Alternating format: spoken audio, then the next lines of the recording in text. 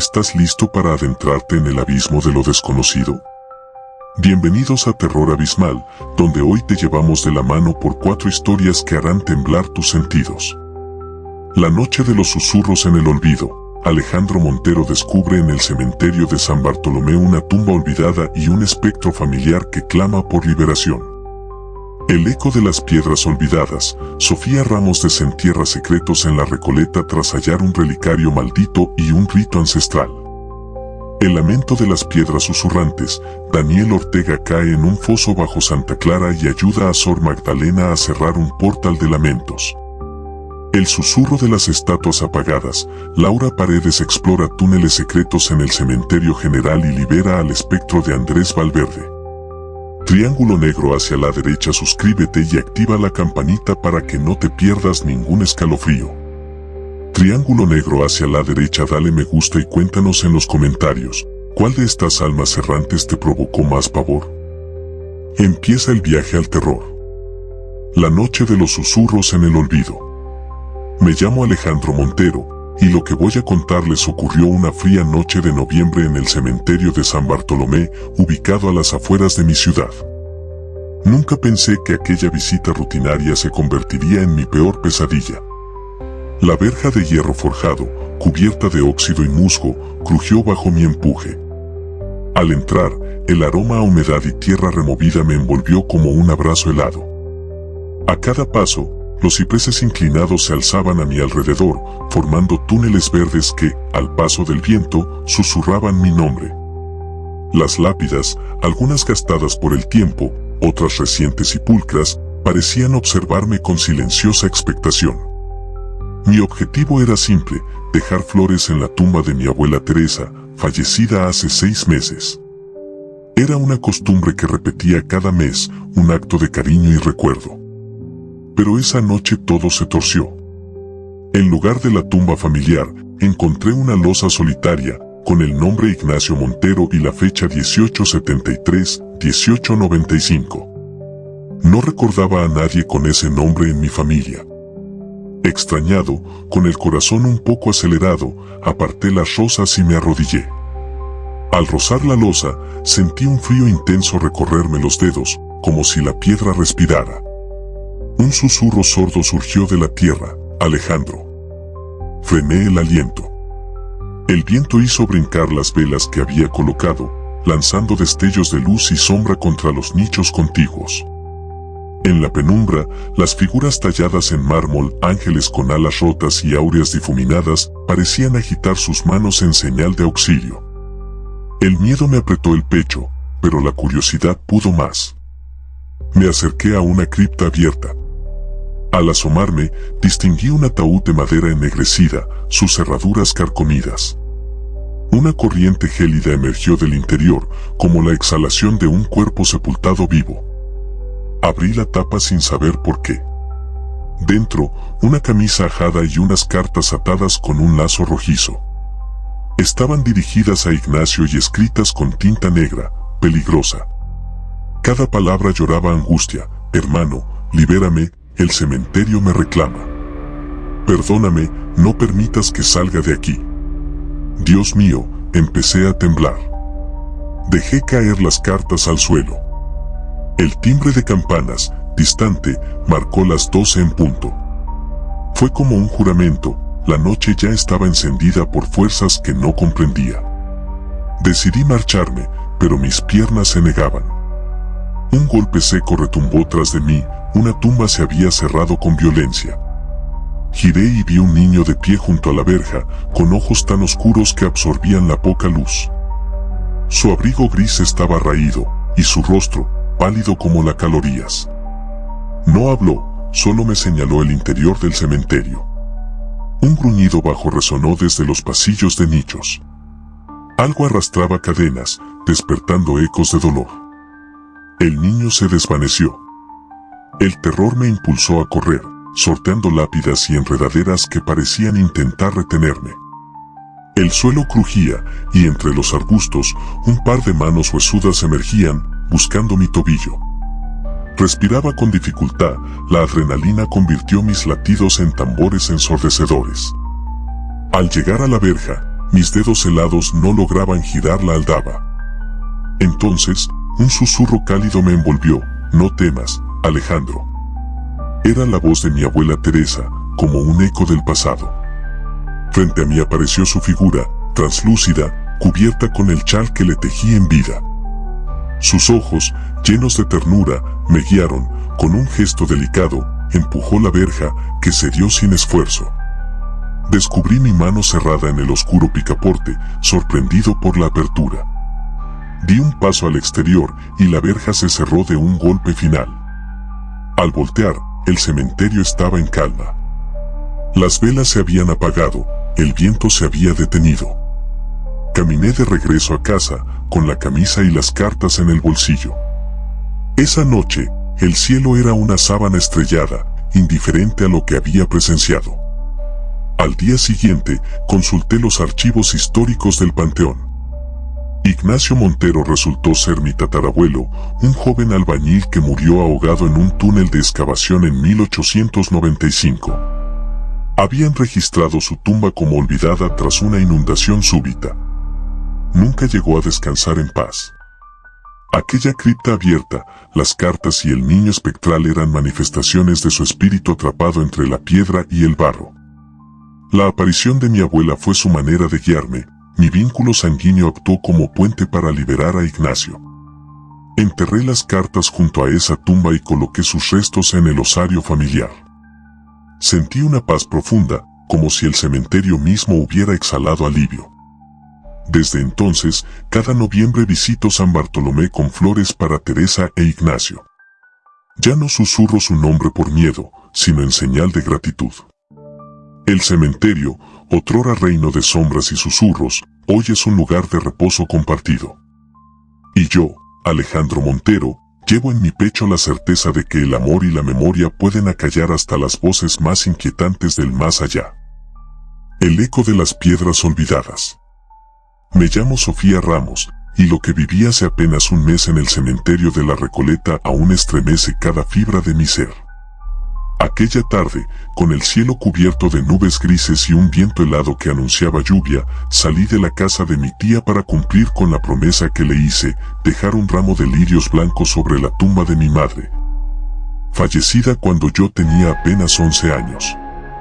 Al llegar, noté que la gran verja de reja negra estaba entreabierta y un rastro de hojas secas danzaba en el umbral. Atravesé el pasillo principal, flanqueado por estatuas de ángeles y columnas de mármol manchado por la humedad. Cada paso resonaba en el suelo de piedra, y el silbido del viento se colaba entre los nichos, produciendo un murmullo semejante a voces ahogadas. Un escalofrío recorrió mi nuca cuando una de las lámparas antiguas parpadeó y se apagó por un instante, dejándome sumida en una oscuridad apenas rota por los últimos rayos del sol. Encontré la tumba bajo un ciprés retorcido, cuyas ramas parecían dedos ennegrecidos extendiéndose hacia el cielo. El nombre Rita Ramírez 1972-2010 estaba grabado en una losa de granito gris, rodeada de flores marchitas y velas consumidas a medias. Coloqué mis lirios y encendí una pequeña vela de cera blanca.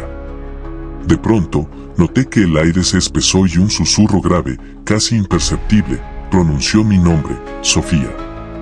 Debí haber salido corriendo, pero mi curiosidad y el amor por mi madre me empujaron a quedarme. Al apartar las flores, descubrí grabado en el suelo un símbolo triangular con ojos entrelazados, como un ojo que todo lo ve. No recuerdo haberlo visto antes en ese rincón. La vela chisporroteó, proyectando sombras que danzaban en la pared del mausoleo contiguo. Una ráfaga de viento apagó la llama por completo, sumiéndome en una penumbra casi total. Sentí un frío profundo que subía por mis pies y se alojaba en mi pecho, apretando mis latidos. Con cautela, me dirigí hacia el pórtico de un mausoleo cercano. La puerta de hierro, adornada con motivos góticos, se encontraba entreabierta. Empujé suavemente y, al entrar, quedé atónita. En el suelo había un corro de pétalos rojos formando un pentagrama imperfecto, y en el centro, un pequeño relicario de plata que no pertenecía a nadie de mi familia. Al inclinarme para recogerlo, un reflejo me obligó a levantar la mirada. Tras el vidrio ennegrecido del relicario, una fotografía de mi madre, jovencísima, posando junto a un hombre desconocido vestido con saco y corbata negra. Su rostro tenía una sonrisa suave, pero sus ojos eran intensamente oscuros, casi vacíos. El corazón me dio un vuelco. ¿Quién era ese hombre? ¿Por qué nadie en mi familia había mencionado su existencia? Cerré el relicario y me lo guardé en el bolsillo, mientras un golpeteo seco resonaba en la puerta tras de mí. Un crujido metálico anunció que la pesada puerta de hierro se estaba cerrando sola. Corrí hacia ella, pero estaba trabada, mis manos temblorosas no hallaban el picaporte. Detrás de mí, el eco de pasos apenas perceptibles avanzaba, rasgando el silencio. Retrocedí, presionándome contra la pared fría. El silencio regresó por un instante, antes de que un susurro femenino reclamara, «Devuélvelo». La voz era dulce y al mismo tiempo amenazante, como el canto de un cuervo. Apreté el relicario con fuerza, y al hacerlo, sentí un calambre recorrer mi brazo. Entonces, una corriente de aire helado abrió la puerta de golpe, y pude salir despedida al pasillo principal. Mi respiración se agitaba, el pulso retumbaba en mis oídos. En la penumbra, vislumbré una figura femenina envuelta en un vestido antiguo, con el cabello largo y suelto, flotando como algas en el agua. Sus ojos, del mismo tono negro que el del hombre de la fotografía, brillaban con un fulgor espectral. No hablaba, solo alzaba la mano, señalando el relicario en mi bolsillo. Salí corriendo, el cemento se rompía bajo mis pisadas y el viento levantaba remolinos de polvo y hojas. Al llegar a la verja, una mano gélida rozó mi hombro. Grité y me giré, era el hombre de la fotografía, con el traje inmaculado salpicado de barro y óxido, ojos hundidos, sin párpados. Su voz gutural pronunció, «Hermana». Entonces comprendí, aquel hombre y aquella mujer debían ser almas desheredadas, un matrimonio clandestino cuyos restos habían quedado esparcidos en criptas ajenas, sus nombres borrados de la historia familiar. Al día siguiente, me sumergí en los registros del cementerio y en archivos antiguos del registro civil. Descubrí que mi madre, Rita Ramírez, había nacido de la unión entre Joaquín Duarte y Lucía Mendoza, dos jóvenes obreros que murieron en un incendio en 1971. Sus cuerpos, consumidos por las llamas, habían sido sepultados sin nombre en fosas comunes. Un derrumbe posterior había dejado sus restos olvidados bajo el mausoleo de los Mendoza, y nadie reclamó sus posesiones, incluido el relicario que guardaba el único retrato de su breve matrimonio. Entendí que el pentagrama de pétalos y el símbolo triangular eran el eco de un ritual arrancado del olvido, un llamado de auxilio para restituir su identidad y liberar sus almas de la injusticia. Volví al cementerio entrada la noche, armada de valor y de las pruebas recabadas, el relicario, la fotocopia del acta de defunción y varios documentos que demostraban su tragedia. Coloqué todo sobre la tumba de mi madre y, con voz firme, recité sus nombres completos: Joaquín Duarte y Lucía Mendoza ya no estarán perdidos. Descansen juntos. Una ráfaga de viento hizo titilar las velas que llevaba, y el susurro del cementerio se tornó en un canto suave, casi alegre. La figura espectral de la mujer asintió con gratitud, y el hombre, con una mano temblorosa, posó la suya sobre la tapa del relicario antes de desvanecerse en un rayo de luz tenue. La verja se abrió de par en par, invitándome a salir. En mi bolsillo, el relicario se abrió solo, revelando un último secreto, en su interior, un pétalo rojo que no existía antes, como una señal de que la deuda había sido saldada. Desde entonces, cada vez que paso por la Recoleta al anochecer, siento una paz inusitada. El eco de sus pasos ya no me persigue, y las estatuas de mármol parecen respirar aliviadas. Yo, Sofía Ramos, aprendí que incluso en los lugares más olvidados, la verdad puede renacer, y que los nombres arrancados del tiempo reclaman justicia en el murmullo de las piedras. El lamento de las piedras susurrantes. Me llamo Daniel Ortega, y jamás imaginé que una visita al cementerio de Santa Clara se convertiría en el episodio más aterrador de mi vida. Aquella tarde de marzo, El sol se despedía con un resplandor anaranjado, tiñendo de sombras al camposanto. Entré por la vieja puerta de hierro, tallada con guirnaldas marchitas, y sentí el primer escalofrío al notar el silencio absoluto, ni un ave, ni un murmullo de transeúnte, nada que rompiera la quietud. El sendero principal estaba bordeado de cipreses largos y delgados, sus copas rozándose como dedos inscritos contra el cielo. Cada paso que daba levantaba un murmullo de hojas secas que caían sin viento. A mi alrededor, las lápidas variaban en forma y tamaño, cruces de mármol, sarcófagos de piedra, estatuas de ángeles cuyos rostros parecían inclinarse, como si me observaran con ojos vacíos. Mi propósito era sencillo: llevar un arrullo de rosas blancas a la tumba de mi abuelo, don Emilio Ortega, fallecido el año pasado. Siempre admiré su dedicación a contar historias antiguas y sentí que aquella sería mi manera de honrar su memoria. Localicé la losa en un pabellón apartado, con una inscripción clara: Emilio Ortega, 1940-2024. Justo al costado, hallé una pequeña caja de madera abierta, llena de ceniza espesa y cenizas de velas consumidas. Al inclinarme, el aire se tornó pesado, casi irrespirable. Un susurro grave brotó del interior de la caja: aquí se oculta. Mi corazón se aceleró y un sudor frío recorrió mi espalda. Cerré la caja con un golpe y levanté la vista. A pocos metros, una figura encorvada emergía entre las sombras. Su silueta era delgada, con un hábito raído cubriéndole el cuerpo y una capucha que ocultaba su rostro. Un silencio sepulcral nos envolvió. Me quedé paralizado mientras la figura avanzaba con pasos lentos, arrastrando los pies. En su mano sostenía una linterna antigua, de cristal ahumado, que proyectaba reflejos temblorosos contra las criptas. Su presencia destilaba un hedor a tierra mojada y a flores marchitas. Di un paso atrás, y mi pie golpeó una baldosa floja. Un crujido seco retumbó como campanadas.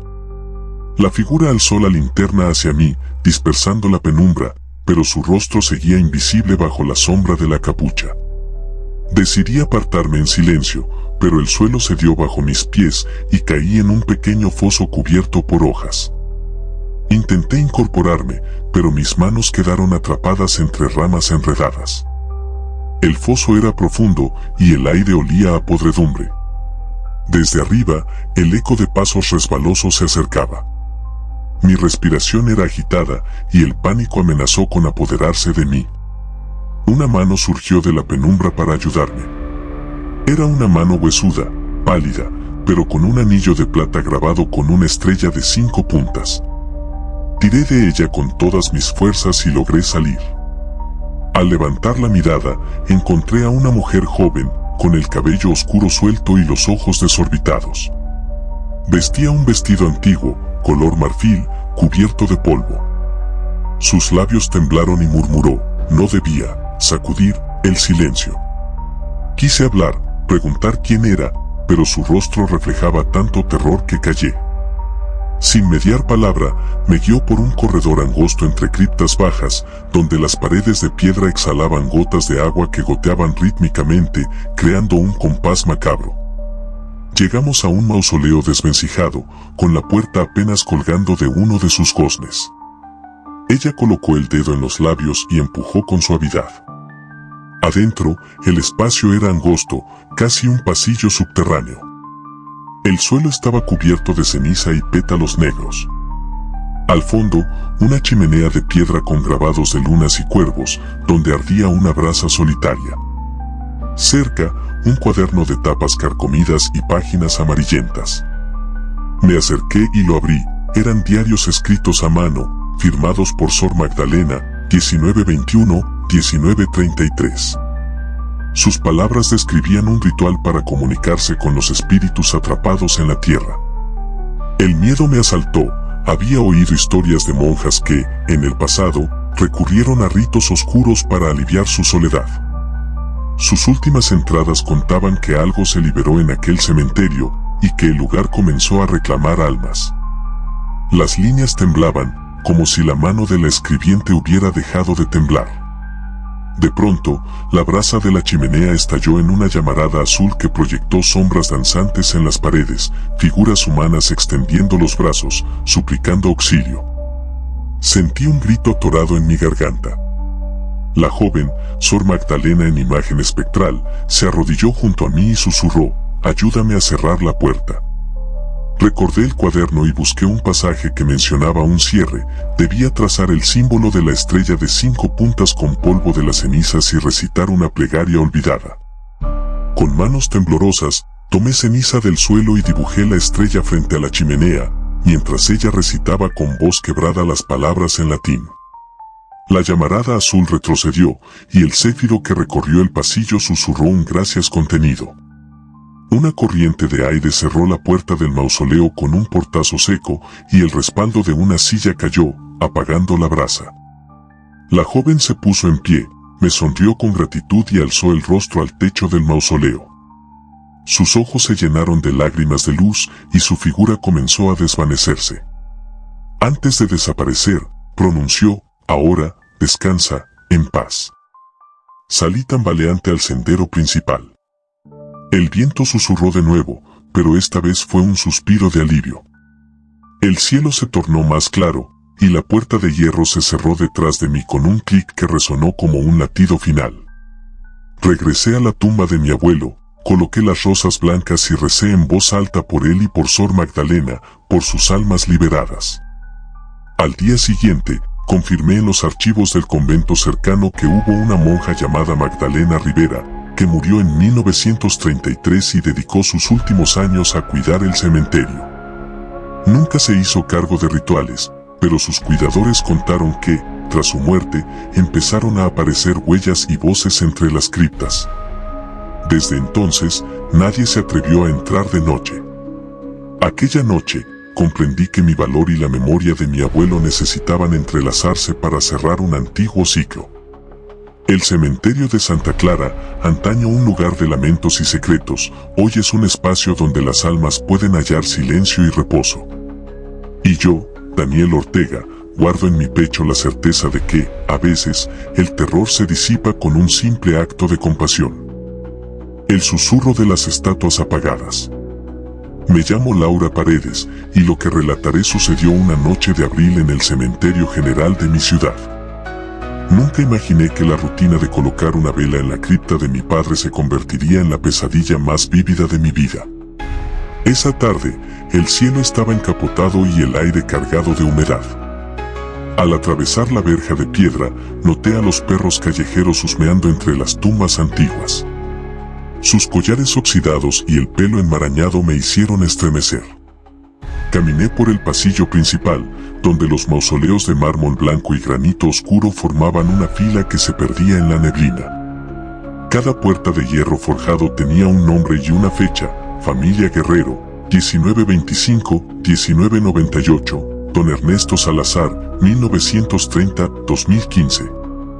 Las letras sobresalían, desgastadas por la lluvia y el tiempo. Llegué a la cripta de mi padre, Alfonso Paredes, 1955-2020. Sobre la lápida había una rosa marchita y un portavelas de cristal. Coloqué una vela nueva, y su luz tembló al primer soplo del viento. El perfume dulce de la cera encendida se mezcló con el olor a tierra mojada. Sin embargo, en el silencio, escuché un golpeteo metálico detrás de mí. Giré y vi una estatua de un ángel, erguido sobre un pedestal, cuyo rostro había perdido los rasgos con el paso de los años. Las manos, que antaño sostuvieron una trompeta, ahora estaban rotas. El golpeteo venía de su base, alguien, o algo, movía la piedra. El corazón me latió con fuerza. Me acerqué despacio y rocé la base de granito. Estaba fría, pero removida. Un crujido sordo anunció que una losa se deslizó. Bajo ella, apareció una escalera estrecha que descendía hacia la oscuridad. Vacilé, subir o bajar. El temor luchó con la curiosidad. Apagué la vela, metí la mano en el bolsillo buscando el encendedor y emprendí el descenso. Cada peldaño de piedra gritaba bajo mi peso y el aire olía a moho y a cera vieja. Al llegar abajo, encontré un pasillo angosto iluminado por lámparas de aceite colgando de ganchos retorcidos. Sus llamas lanzaban sombras danzantes en las paredes manchadas. Avancé con la linterna de mi teléfono. A ambos lados, nichos vacíos y ataúdes sellados con clavos oxidados. En un rincón, una manta de arpillera cubría algo pesado. Mis manos temblaban mientras apartaba la tela. Era un baúl de madera, adornado con figuras de calaveras y cruces. Lo abrí con esfuerzo. Estaba lleno de cartas y fotografías antiguas. Las cartas, escritas en tinta sepia, estaban dirigidas a querido Andrés. Una en particular llamó mi atención, fechada el 3 de mayo de 1910, decía: hermana, el cementerio nos atrapa con susurros. Solo tú podrás callarlos. Al dorso de la foto correspondiente, una pareja joven me observaba en un retrato familiar, él, alto, con sombrero, ella, de vestido largo y mirada triste. Busqué sus nombres en la pared y vi grabado, casi borrado, el nombre Andrés Valverde. ¿Pero quiénes eran y por qué estaban aquí? Un viento de abajo sopló, apagando las lámparas de aceite. La oscuridad me envolvió. Sentí un roce en el hombro izquierdo, juraría que alguien pasó junto a mí. Un susurro gélido, apenas audible, dijo mi nombre, Laura. Salté de susto y retrocedí hasta topar con la pared. Sin querer, golpeé una losa que se abrió de golpe, dejando ver un segundo pasadizo. No lo pensé, me arrastré hacia adentro. El túnel descendía más profundo y mis lágrimas se mezclaron con el polvo. El silbido del viento se convirtió en un coro de voces lejanas, como un eco de lamentos: Andrés, libera. Di un paso en falso y caí. Al incorporarme, vi un ataúd de hierro con tachuelas brillantes. Una placa proclamaba: Andrés Valverde, 1888-1910. El asombro me inmovilizó. Andrés murió justo al año siguiente de la carta. ¿Había quedado atrapado aquí? La tapa del ataúd crujió, y una mano huesuda asomó. Jadeé y retrocedí. La mano se detuvo, y una figura emergió lentamente, el espectro de un hombre con traje antiguo, el sombrero en la mano, la mirada suplicante. Su voz resonó: hermana. Comprendí que la mujer del retrato era su hermana, quien había escrito la carta pidiendo ayuda. Sentí compasión y temor. Le susurré: te ayudaré. Recordé las cartas y la plegaria que prometían silenciar los susurros. Saqué de mi bolso la caja de fósforos y prendí una vela. Con su luz temblorosa, recité las palabras de la carta: en nombre de los que yacen, pido tregua, pido descanso. Que el silencio sea su manto y el olvido su paz. El espectro de Andrés alzó la cabeza y exhaló un lamento profundo, sus hombros se relajaron. Un relámpago iluminó el túnel, las paredes crujieron y, de pronto, todo quedó en calma. Las voces cesaron, y una brisa suave me acarició el rostro. Andrés me sonrió, con gratitud infinita. Sus rasgos se desvanecieron en un halo de luz. La tapa del ataúd se cerró con un susurro final. Regresé por el túnel, notando que la escala había desaparecido. Subí por donde pude, emergiendo junto al ángel roto. La crepita de la vela reveló que el pedestal volvía a estar intacto, como si nunca hubiera cedido. Sostuve la caja de fósforos, asombrada. En el suelo, hallé una flor marchita, una violeta, la misma que aparecía en las fotos antiguas junto a Andrés. Coloqué la flor sobre la lápida de mi padre y encendí la vela de nuevo. El viento pasó, suave, sin susurros. El cementerio general parecía haber recobrado su silencio, pero en mi mente retumbaba la certeza de que, tras las estatuas apagadas, permanecen historias que aguardan a alguien con valor para escucharlas y liberarlas. Y yo, Laura Paredes, supe que había cumplido con una promesa que jamás imaginé heredar.